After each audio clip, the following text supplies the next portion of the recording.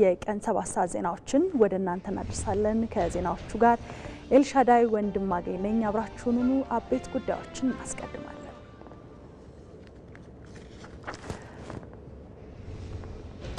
የሰላምና ደህንነት ተቋማት የኢትዮጵያ ብሔራዊ ጥቅምን ማስጠበቅ ዋነኛ ተልዕኳቸው ሊሆን ይገባል ሲሉ ጠቅላይ ሚኒስትር አብይ አህመድ ገለጹ።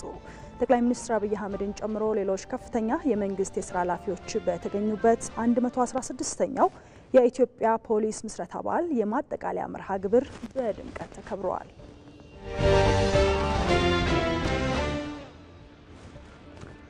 በአማራ ክልል ያለውን የጸጥታ ችግር ለመፍታት የክልሉ ሕዝብ ከመንግስት ጋር ሊሰራ እንደሚገባ ተገለጸ።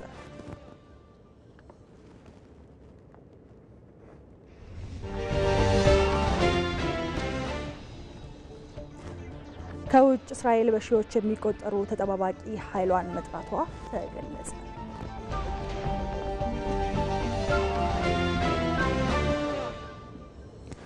የተወደዳችሁ ተመልካቾቻችን ወደ ቀዳሚው ዜና እናልፋለን። የሰላምና የደህንነት ተቋማት የኢትዮጵያ ብሔራዊ ጥቅምን ማስጠበቅ ዋነኛ ተልዕኳቸው ሊሆን ይገባል ሲሉ ጠቅላይ ሚኒስትር አብይ አህመድ ገለጹ። ጠቅላይ ሚኒስትር አብይ አህመድን ጨምሮ ሌሎች ከፍተኛ የመንግስት የሥራ ኃላፊዎች በተገኙበት 116ኛው የኢትዮጵያ የፖሊስ ምስረታ በዓል ማጠቃለያ መርሃ ግብር በድምቀት ተከብሯል። ዮሐንስ ፍስሐ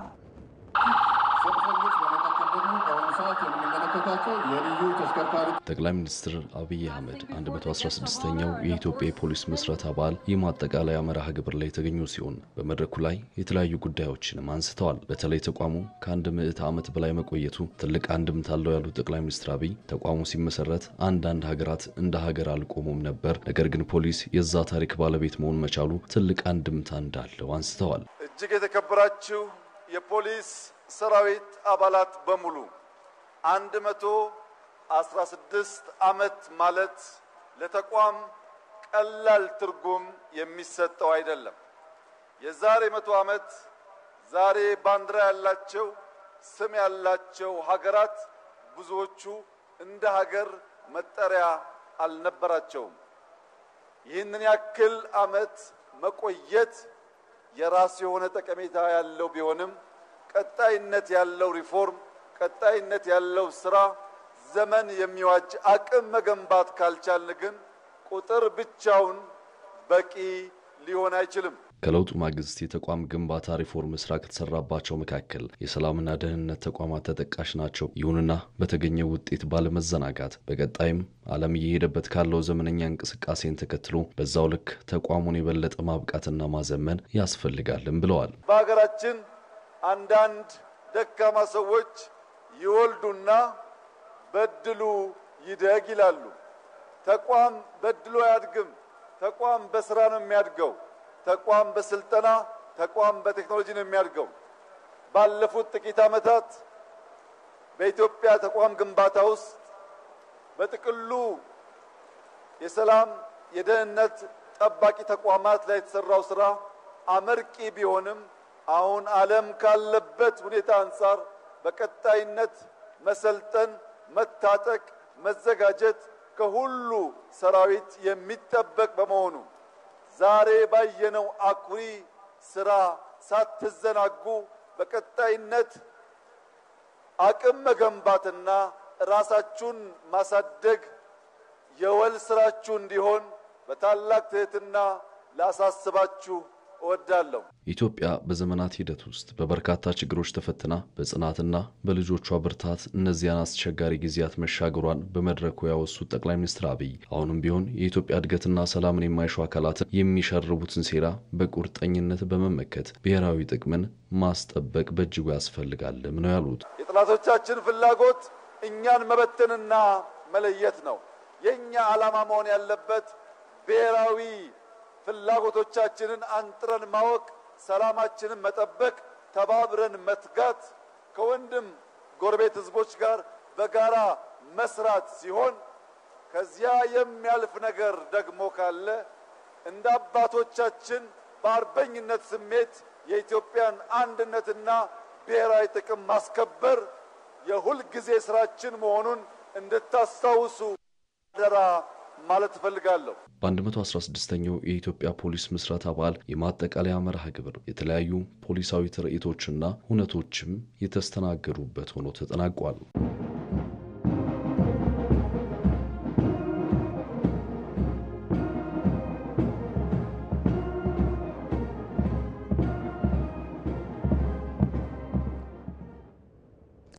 በተያዘ ዜና መንግስት ባለፉት ዓመታት የጸጥታ ተቋማት ላይ ባካሄደው ለውጥ ሀገራዊ ተልዕኮን በብቃት መወጣት የሚችል ጠንካራ ሰራዊት መገንባት መቻሉን የፌዴራል ፖሊስ ኮሚሽነር ጀነራል ደመላሽ ገብረ ሚካኤል ተናገሩ።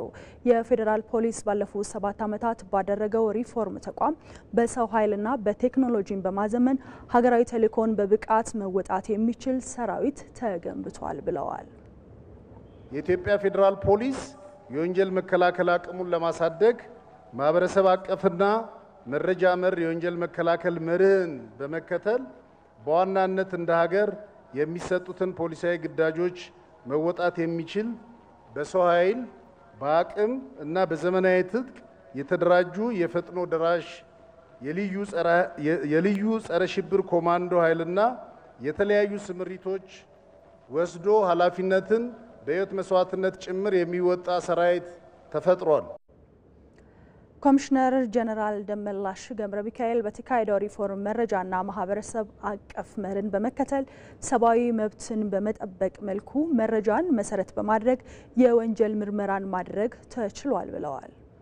ከሪፎርሙ በፊት በወንጀል ምርመራ በከፍተኛ ሁኔታ በሰብአዊ መብት ጥሰት የሚጠላና ሲወገዝ የነበረውን ተቋም በሪፎርሙ ከፍተኛ ትኩረት ተሰጥቶት መረጃና ማስረጃ መር መሰረት ያደረገ የወንጀል ምርመራ መርህን በመከተል በተለይ ስራዎችን በሰለጠነ የሰው ኃይልና በዘመናዊ የፎረንሲክ ምርመራ በመታገዝ ሰብአዊ መብትን ባከበረ መልኩ ትላልቅና ጠንካራ የወንጀል ምርመራዎችን የማጣራት አቅም ፈጥሯል። ተቋማዊ የወንጀል ምርመራን የማጥራት አቅም የማሳደግ በመቻሉ ለጎረቤት ሀገራት ጭምር አገልግሎት እየሰጠ መሆኑን የገለጹት ኮሚሽነሩ ከሀገር ውስጥና ከውጭ የጸጥታና ደህንነት ተቋማት ጋር በቅንጅት እየሰራ መሆኑን አንስተዋል። የደህንነትና የፍትህ አካላት እንዲሁም ከውጭ ሀገር ከቀጠናው ከአፍሪካ ከኢንተርፖል ከአውሮፓ ከኤዥያና ከሌሎች ሀገሮች ጋር ያለንን የሥራ ግንኙነትና ትብብር በማጠናከር የሀገራችን ፖሊስ ክብር ያለው ተቋም ማድረግ ተችሏል።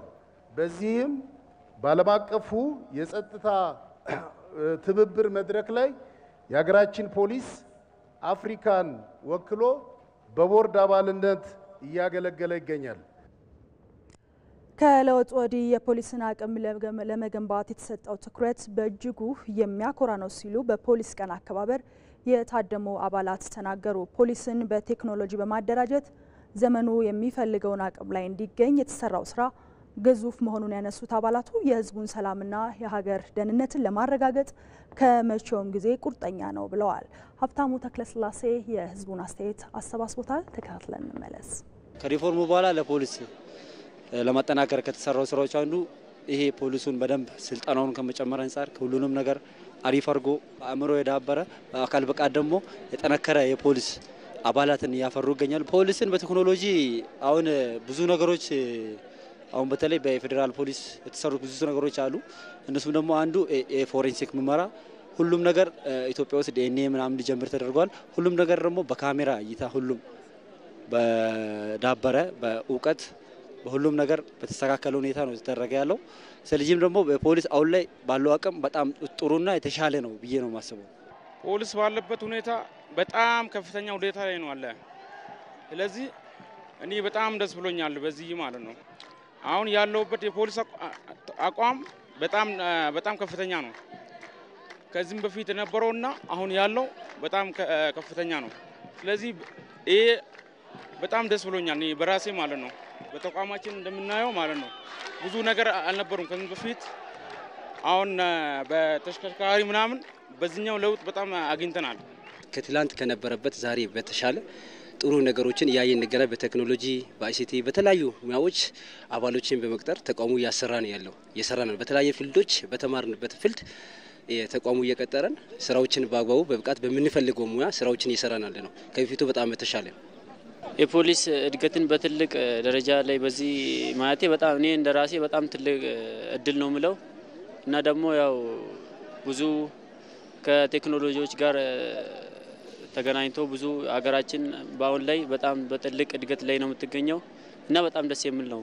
እኛ ያው ሁሌ ህዝባችን ለማገልገል በታማኝነት ቆመናል እና በሰነጠልነው እና በአስተማሩ ወይም በዚህ ባቀሰፍነው ሙያ ለሀገራችን ትልቅ ውለታ እንድንከፍል ወይም ደግሞ ለሀገራችን ትልቅ መስዋዕት እንደምንከፍል ካሁኑ ዝግጁ ሆነን በቃለ መሃላ ገብተን ለወደፊቱም ሀገራችን እናገለግላለን ማለት ነው። የፖሊስ ሚና ታማኝ ነው፣ ቆራጥ ነው። ለህዝቡ ከራሱ ጥቅም የህዝቡን ጥቅም አስቀድሞ ሁሉንም መስራት ነው ያለበት ብዬ ነው ማሰብ። እኔ እንደኔ እስከ መስዋዕትነት ድረስ ነው የሚከፍለው። እንዲህ በጣም ቁርጠኛ ነኝ እኔ እንደኔ። ያው አባሎቹም ሌሎቹም አሉ፣ ሁሉም ቁርጠኛ ነው። እንግዲህ እስከ ህይወት መስዋዕትነት ድረስ ነው የምንደርሰው። ፖሊስ እንዲገነባ የተሰጠው ትኩረት በጣም ጥሩ ትኩረት ነው። ስለዚህ አሁን ከተሰጠው ይበልጥ የተሻለ ከዚህም በኋላ በደንብ ትኩረት ሊሰጠው የሚገባ ነው። የተወደዳችሁ ተመልካቾቻችን አሁን ደግሞ 116ኛውን የኢትዮጵያ ፖሊስ የምስረታ በዓልን የማጠቃለያ መርሃ ግብር ደግሞ በተንቀሳቃሽ ምስል ተከታትለን እንመለስ።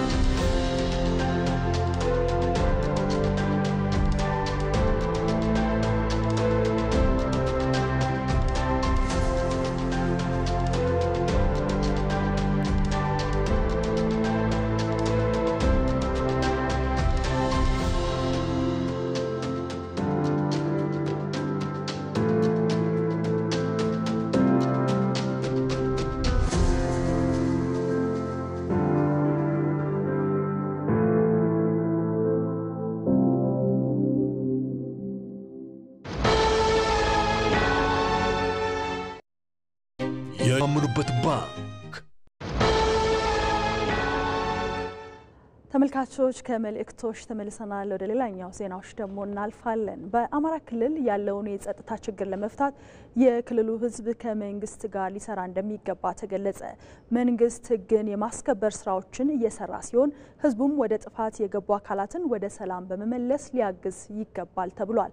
የአማራ ክልል ከፍተኛ አመራሮች በክልሉና አካባቢያዊ ሰላምና ጸጥታ ዙሪያ በማዕከላዊ ጎንደር ዞን ጎንደር ዙሪያ ወረዳ ነዋሪዎች ጋር ተወያይተዋል። መስከረም ቸርነት ተጨማሪውን ይዛለች። የአማራ ክልል ከፍተኛ አመራሮች በማዕከላዊ ጎንደር ዞን ጎንደር ዙሪያ ወረዳ ከሚገኙ ነዋሪዎች ጋር በማክሰኝት ከተማ በክልሉና አካባቢ የሰላም ሁኔታ ዙሪያ ውይይት አድርገዋል። በክልሉ ያለውን የሰላም እጦት በሰላማዊ መንገድ መፍታት በሚቻልበት መንገድ ላይ አመራሮቹ ከአካባቢው ነዋሪዎች ጋር መክረዋል። ነዋሪዎቹ በክልሉ ያለው የሰላም እጦት እያደረሰ ያለውን ሁለንተናዊ ችግርም ገልጸዋል። ህብረተሰቡ መካከል ላይ እየተበደለ እንዳለ ይሄ ግልጽ ነው። ለዚህ ህብረተሰብ ግልጽ ነው። በተለይ በዚህ በተኩስ ልውውጥ ላይ እየተበደለና እየተጎዳ ያለው ህብረተሰቡ ነው። እኛ ሁላችንም የመኖር ያለመኖር ችግር እየደረሰብን ነው እዚህ ወረዳ ላይ ማለት ነው። ያ ማለት ምንድነው? እንደ ወጣት ተንቀሳቅሰን መስራት አልቻልንም። ከቦታ ቦታ ተንቀሳቅሰን የንግድ ዕቃዎችን ወደሚሸጥበት አካባቢ ወስደን ሽጠን መጠቀም አልቻልንም። እርሻዎችን ማረስ አልቻልንም። የተዘሩ ሰብሎችን መሰብሰብ አልቻልንም። ሕክምናም በጊዜ መድረስ አልቻልንም። በክልሉ ዘላቂ ሰላም እንዲሰፍን መንግስት ሕግ እንዲያስከብርና የሚመለከተውም አካል የበኩሉን ሊወጣ እንደሚገባ ነዋሪዎቹ ጠይቀዋል። መስራትም አልተቻለም። አሁን ባለንበት ሁኔታ ትምህርት ቤቶች ተዘግተዋል። ጤና ተቋማት ወድመዋል፣ የሉም፣ አገልግሎት እየሰጡ አይደለም። ይህ በውል ተገንዝበን በተለይ ከፍተኛ አመራሮቻችን እልባት ልታበጁበት ይገባል። በተገቢ ሁኔታ ሕግ ሊከበርልን ይገባል። እውነት ለመናገር መስራት አልቻለም። መመካከር አለብን። ሁላችንም እንዲመለሱ የመጀመሪያው የሰላም ጥሪ የመንግስት ብቻ ሳይሆን የቤተሰብ የእናት ያባት መሆን አለበት ነው። እናንተ ላይ እንደው ሰፋ ያለ ልብ በሰፊነት ውሳኔ ተወስኖ እንደ ክልል ሌላ ጉዳይ ነው። ሌሎች ሪባን እየቆረጡ ባሉበት፣ ሌሎች መሰረተ ልማት እያፋጠኑበት ባለበት፣ ትምህርት ቤት ላይ ጥራትን ለማስጠበቅ ትምህርት ቤት እየገነቡ ባሉበት እኛ ግን የጥይት ስም ማን በምን ሞተ ስንት ሰው ሞተ እያልን እየቆጠርን ነው እየዋልን ያለ ነው እዚህ ማክሰኝት ላይ ከተማው ላይ ማለት ነው። ስለዚህ እኔ ህዝባችን መቼም ቢሆን ሰላማችን የምናመጣው በመከላከያ ሰራዊት አይደለም፣ በራሳችን በመነጋገር። የአማራ ክልል ሚሊሻ ጽሕፈት ቤት ኃላፊ አስቻል አላምሬ በየአካባቢው ያለውን ሰላም ለማስጠበቅ በሚደረገው ጥረት ህዝቡ ተባባሪ ሊሆን ይገባል ብለዋል። ከህዝቡ የምንፈልገው ከእናንተ የምንጠብቀው የመጀመሪያው ከጽንፈኝነት ከሌብነት ራሳችሁን አርቁ። ስለዚህ ራሳችሁን ነፃ ማድረግ የመጀመሪያው ይሄ ነው። ከዚህ ዘራፊ ኃይል ራሳችሁን እናንተና ቤተሰባችሁን ነፃ አድርጉ። እምቢ ብሎ የሄደው ተውት፣ ችግር የለው። ራሳችሁን ነፃ አድርጉ፣ ከዚህ አትቀላቀሉ። የመጀመሪያው ይሄ ነው። ሁለተኛ ትክክል አይደለህም ልጄ ተመለስ ወደ ቤት ግባ በሉት። የአማራ ክልል ብልጽግና ፓርቲ ቅርንጫፍ ጽሕፈት ቤት ኃላፊ ይርጋ ሲሳይ በበኩላቸው በክልሉ ሰላም ለማስፈን ህዝቡ ወደ ጥፋት የገቡ አካላት ወደ ሰላም እንዲመለሱ ሊሰራ ይገባል ብለዋል። መካከራችሁ ተወያይታችሁ ንግግር አድርጋችሁ ተማምናችሁ ልጆቻችሁን ተው ከፍቶባቸዋል፣ የጀመራችሁት የትግል አግባብ ትክክል አይደለም፣ አያዋጣም፣ የተሳሳተ ነው፣ ይልቁንም የአማራን አርሶ አደር የአማራን ህዝብ ወደ ለየለት መከራና ስቃይ የሚያስገባ ነው፣ ትክክል አይደላችሁም ብላችሁ የድርሻችሁን አድርጉ። የሀገር ሽማግሌዎች ምከሩ፣ የሃይማኖት አባቶች ምከሩ፣ እናቶች ልጆቻችሁ ምከሩ፣ ትክክል አይደለም።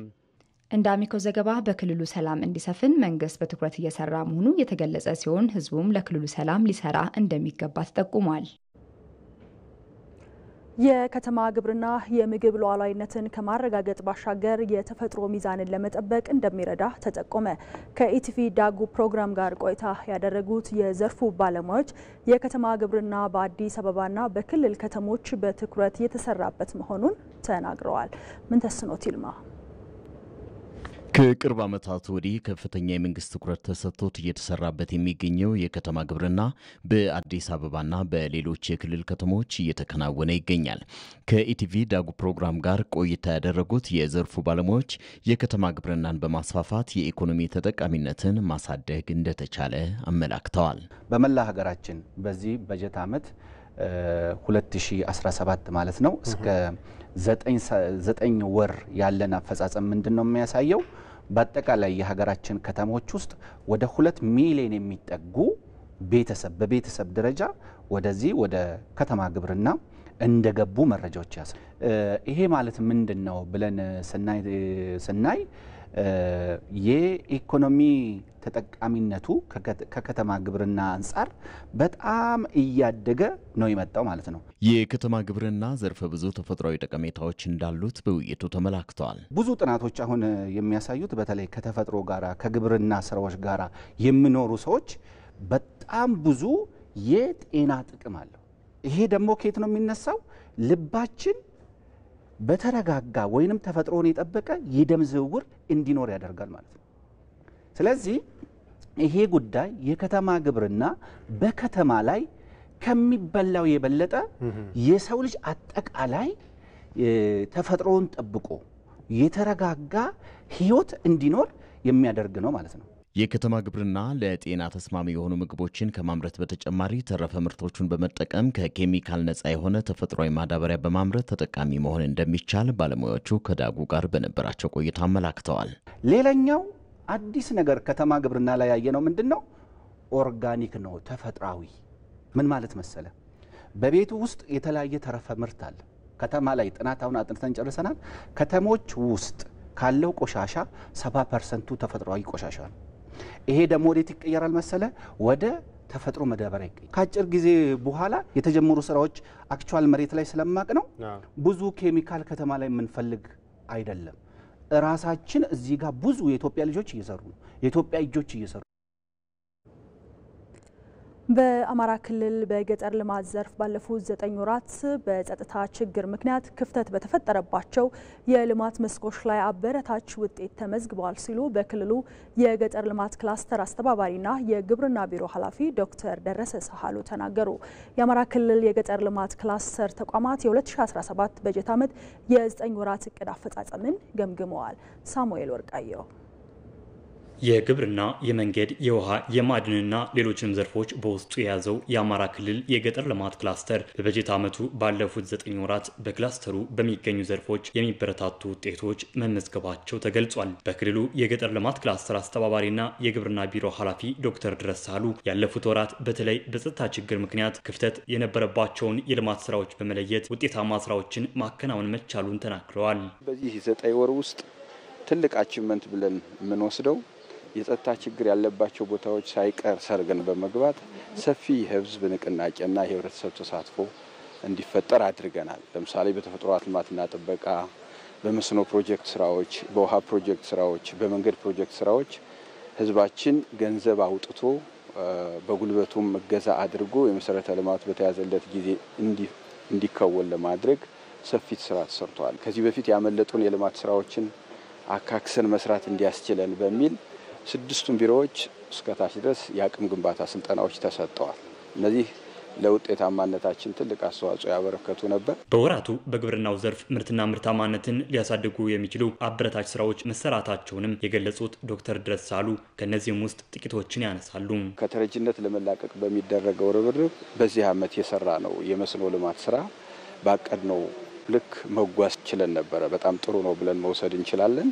የበልግ አብቃይ አካባቢዎችንም በአግባቡ ወደ ስራ እንዲገቡ የምርጥ ዘርና የማዳበሪያ አቅርቦት በአግባቡ እንዲቀርብላቸው የማድረግ ስራ በመሰራቱ የተሻለ አበረታች እንቅስቃሴ የነበረበት ጊዜ ነበር ብሎ መውሰድ ይቻላል።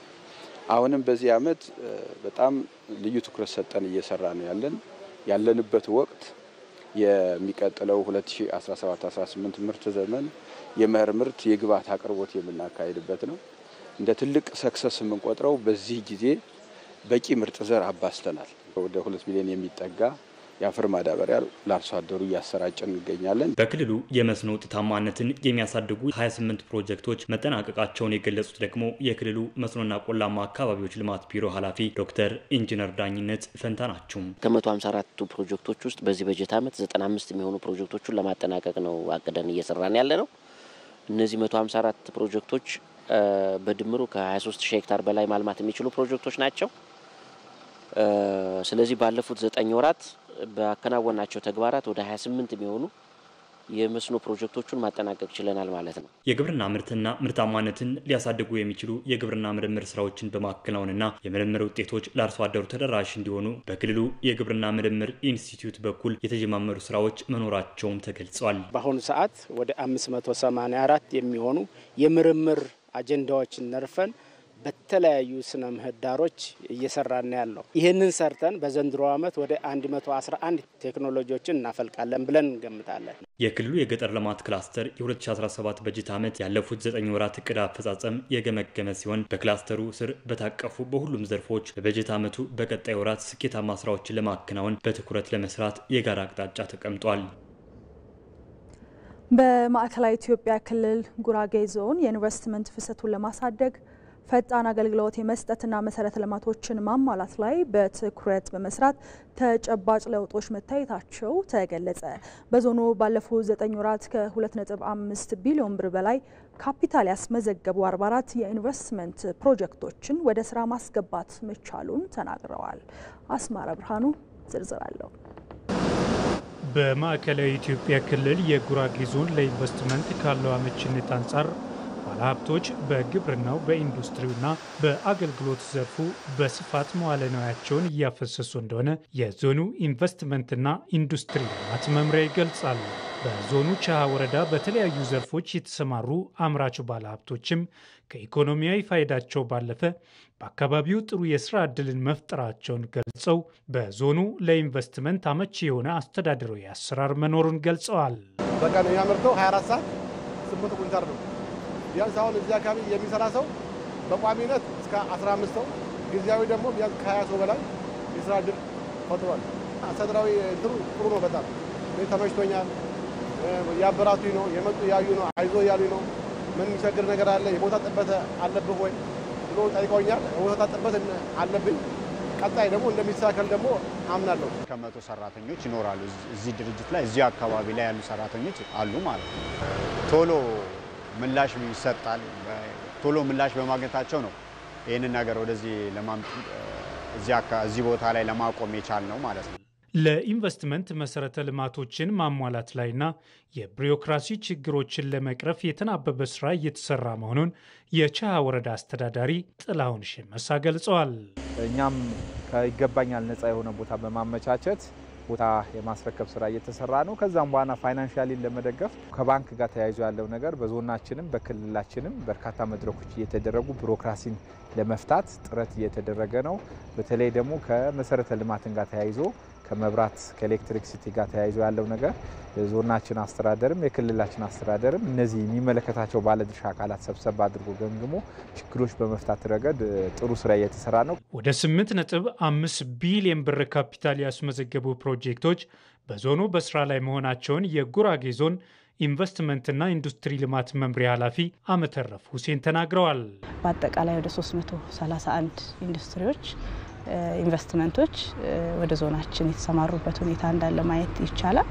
በግብርና ወደ 146፣ በኢንዱስትሪው ዘርፍ ላይ ወደ 111፣ በአገልግሎት ዘርፍ ላይ ደግሞ ወደ 68 ኢንቨስትመንቶች ወደ ስራ የገቡበት ሁኔታ አለ ማለት ነው። እነዚህ ዞናችን ውስጥ የገቡ ፕሮጀክቶች ወደ 8.52 ቢሊዮን ብር ካፒታል ያፈሰሱበት ሁኔታ እንዳለ ማየት ይቻላል። ከ27,000 በላይ ለዜጎች በቋሚም በጊዜያዊም የስራ ዕድል የፈጠሩበት ሁኔታ አለ ማለት ነው። በበጀት ዓመቱ ባለፉት 8 ወራትም ከ2.5 ቢሊዮን ብር በላይ ካፒታል ያስመዘገቡ 44 ፕሮጀክቶች ወደ ስራ መግባታቸውም ተገልጿል። በ2017 እስከ 8 ወር ባለው አፈጻጸማችን ወደ 44 የሚጠጉ በሶስቱም ዘርፍ ላይ በግብርና በኢንዱስትሪና በአገልግሎት ዘርፍ ላይ ፕሮጀክቶች እንዲሰማሩ ያደረግንበት ሁኔታ ነው ያለው። እነዚህ ፕሮጀክቶች 2.52 ቢሊዮን ብር ካፒታል ያስመዘገቡ ናቸው። እነዚህ ፕሮጀክቶቻችን ሙሉ ለሙሉ ወደ ስራ ሲገቡ 6068 ዜጎች በቋሚም በጊዜያዊም የስራ ዕድል ይፈጥራሉ ተብሎ ይጠበቃል ማለት ነው። የጉራጌ ዞን ለማዕከላዊ ገበያ ካለው ቅርበት አንጻር በቂ የመስሪያ ቦታና የኃይል አቅርቦት በመኖሩና አስተዳደራዊ አገልግሎቱ ምቹ መደረጉ የኢንቨስትመንት ፍሰቱን እያሳደገው መምጣቱም ነው የተመላከተው። በአዲስ አበባ ከተማ ጫኝና አውራጆችን በተመለከተ የወጣው መመሪያ በተወሰኑ አካባቢዎች እየተተገበረ አለመሆኑ ነዋሪዎች ገለጹ። የአዲስ አበባ ከተማ ሰላምና ጸጥታ ቢሮ በበኩሉ መመሪያውን በማይተገብሩ ላይ ክትትልና ቁጥጥር እንደሚያደርግ አስታውቋል። መሀሪ አለሙ በአዲስ አበባ ከተማ በተለይም በጋራ መኖሪያ ቤቶችና የማህበር ቤቶች በብዛት በሚገኙባቸው አካባቢዎች የተደራጁ ጫኝና አውራጆች ነዋሪዎችን ለእንግልትና ምሬት ሲዳርጉ እንደነበር ይሰማል። ይህንን ችግር ለመቅረፍ የአዲስ አበባ ከተማ ሰላምና ጸጥታ አስተዳደር ቢሮ አገልግሎት አሰጣጡን በሕግና ስርዓት ለመቆጣጠር መመሪያ በማውጣት ወደ ስራ መግባቱም አይዘነጋም። ኢቲቪ በተለያዩ አካባቢዎች የመመሪያውን አፈጻጸም በተመለከተ ነዋሪዎችን አነጋግሯል። ጫኝ አውራጅ ያው አንዳንድም የጉልበት ኃይል ይጠቀማሉ።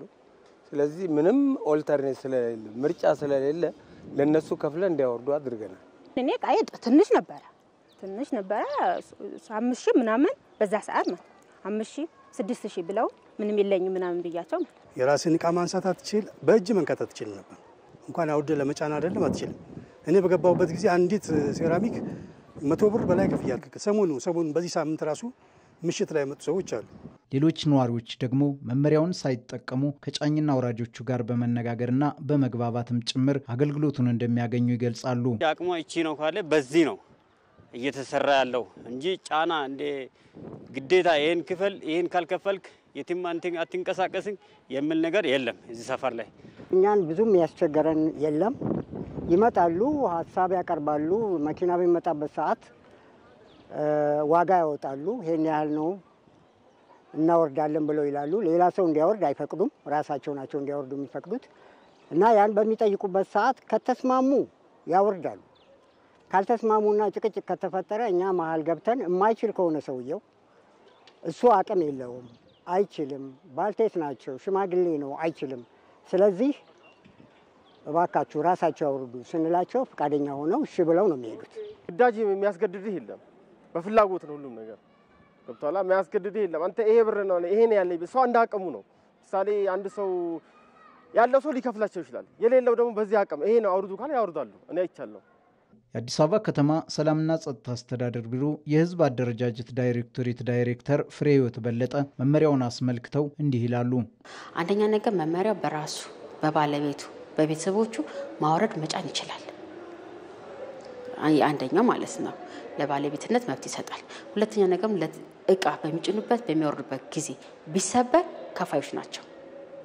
ምክንያቱም መስፈርቱ ላይ ምን ይላል መሰለ ሲደራጁ ተደራጅተው ብቻ አይደለም የሚሰሩት ይደራጃሉ። ብሎክ ይሰጣቸዋል። በወረዳ ወይም በመንደር ቁጥር አላት ይሰጣቸዋል።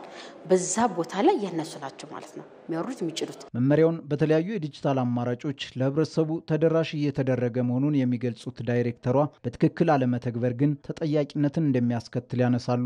የጫኝና አውራጁ መመሪያው ሲወጣ ተመን ወጥቶለታል። አንድ ሶፋ የሶፋ አይነቶች አሉ።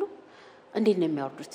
በፍሎር ከሆነ አንደኛ ፍሎር ከሆነ ሁለተኛ ፍሎር ላይ ከሆነ ሶስተኛ ፍሎር እያለ እስከ ላይ ድረስ ይሄዳል። በፍሎር እየጨመረ የሚሄዳል ብሩ መነሻ ደግሞ አለው ማለት ነው። እንደገና ደግሞ በሜትር እንዴት ነው የሚጫነው? 50 ሜትር ድረስ ከሚጫንበት 50 ሜትር ድረስ ይደርስ።